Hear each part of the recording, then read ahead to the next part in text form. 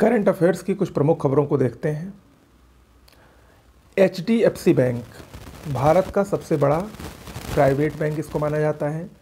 चर्चा में है क्योंकि केंद्र शासित प्रदेश में शाखा खोलने वाला, ब्रांच खोलने वाला ये भारत का पहला निजी बैंक बना है और इसने लक्षद्वीप के कवरत्ती द्वीप में अपनी एक शाखा खोली है, जिसकी वजह से ये केंद्र शासित प्रदेश में भी अब शाखा खोलने वाला भारत का पहला निजी बैंक बन गया है। HDFC बैंक की स्थापना 1994 में हुई थी। इसका हेडक्वार्टर मुंबई में स्थित है।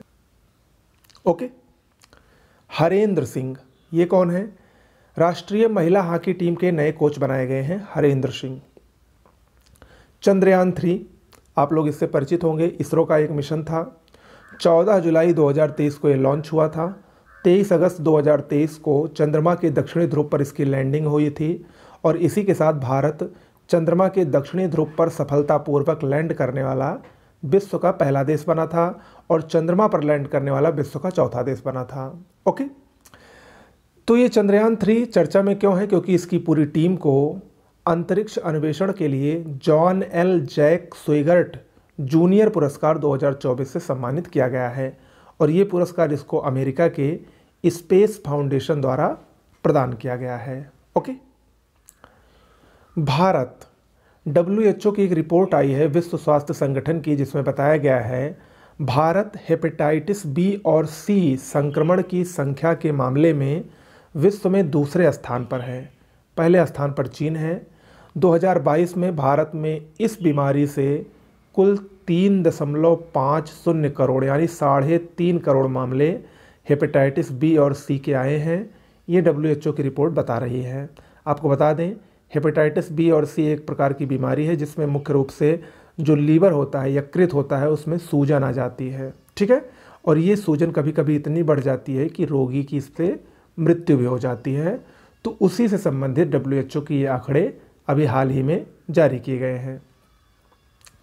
दिमित्रियोस चौपिस नाम याद रखिएगा, ये Greece national defence general staff के प्रमुख हैं। भारत की यात्रा पर हैं, इसीलिए पूछा जा सकता है दिमित्रियोस चौपिस।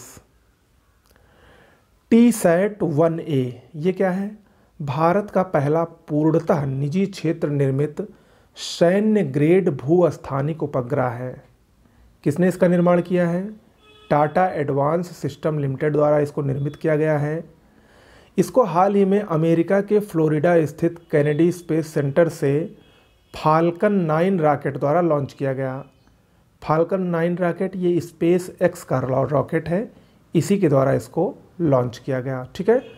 तो ये याद रखिएगा कि TSAT-1A क्या है? ये भूस्थानिक उपग्रह है, पहला भारत का पूर्णतः निजी क्षेत्र से निर्मित है। किसके द्वारा निर्मित किया गया है? टाटा एडवांस सिस्टम लिमिटेड के द्वारा। कहाँ से छोड़ा गया? Kennedy space centre, Florida, America से। किसके द्वारा? फाल्कन 9 रॉकेट के द्वारा। ओके। अगला है जिग। जिग क्या है?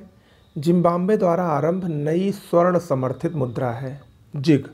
जिग में जेडाई से जिम्बाब्वे, गी से गोल्ड, जी से गोल्ड। ठीक है। जिम्बाब्वे गोल्ड या जिम्बाब्वे द्वारा आरंभ नई स्वर्ण समर्थित मुद्रा है ये। जयराम षणमुगम ये चर्चा में है क्योंकि एयर इंडिया द्वारा वैश्विक हवाई अड्डा संचालन के प्रमुख के रूप में इनकी नियुक्ति की गई है। आगे बढ़ते हैं। ICC player of the month March 2024 के लिए ICC ने प्लेयर ऑफ द मंथ पुरस्कारों की घोषणा कर दी है। पुरुष वर्ग में ये पुरस्कार श्रीलंका के स्टार बल्लेबाज कामिंदु मेंडिस को दिया गया है। दूसरी तरफ महिलाओं में ये पुरस्कार इंग्लैंड की नई ऑलराउंडर मैया बाउचियर को ये पुरस्कार दिया गया है। ओके। साइमन हैरिस ये आयरलैंड के सबसे युवा प्राइम मिनिस्टर बने हैं, लियो वराडकर के स्थान पर, जिन्होंने पिछले कुछ महीने पहले इस्तीफा दे दिया था। उन्हीं के स्थान पर साइमन हैरिस को मात्र 37 वर्ष की उम्र में आयरलैंड का नया और सबसे युवा प्राइम मिनिस्टर बनाया गया है। जॉन टेनिस वुड, देखिए अभी मैंने आपको पिछले वीडियो में बताया था कि विश्व के जो सबसे उम्रदराज व्यक्ति थे जुआन विसेंट पेरेज, 114 वर्ष की आयु में उनका निधन हो गया। अब उनके निधन के बाद जॉन टेनिस वुड विश्व के सबसे उम्रदराज जीवित व्यक्ति बन गए हैं। इंग्लैंड के हैं ये। इनकी वर्तमान में उम्र लगभग 111 वर्ष है। ओके। John tennis would.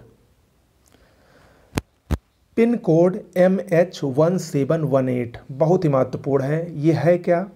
ये भारतीय डाक विभाग द्वारा अंटार्कटिका में डाकघर की एक दूसरी शाखा का प्रारंभ हुआ है, उसी का ये पिन कोड है, पिन कोड MH1718। तो ये तो दूसरी शाखा है, इसका मतलब पहली शाखा भी होगी। तो पहली शाखा कौन सी थी? 1984 में भारत का जो पहला अंटार्कटिका में अपना केंद्र था, अनुसंधान केंद्र था, दक्षिण गंगोत्री, वहाँ पर इसको लगाया गया था। लेकिन 1989 में जब दक्षिण गंगोत्री डूब गया तो 1990 में मैत्री, जो भारत का दूसरा अनुसंधान केंद्र था, उसमें इसकी नई शाखा खोली गई। ठीक है। तो ये पहली शाखा थी, लेकिन अब दूसरी शाखा का प्रारंभ हुआ है, उसी का ये पिन कोड है MH1718 या MH1718। आपको बता दें कि अंटार्कटिका में जो डाकघर के लिए आने वाला पत्र है वो कहाँ पर भेजा जाता है अंटार्कटिका से? वो गोवा में राष्ट्रीय ध्रुवीय और महासागर अनुसंधान केंद्र को भेजे जाते हैं। ठीक है। तो ये भी आपको पता होना चाहिए। तो आज के करंट अफेयर्स में इतना ही। बहुत बहुत धन्यवाद।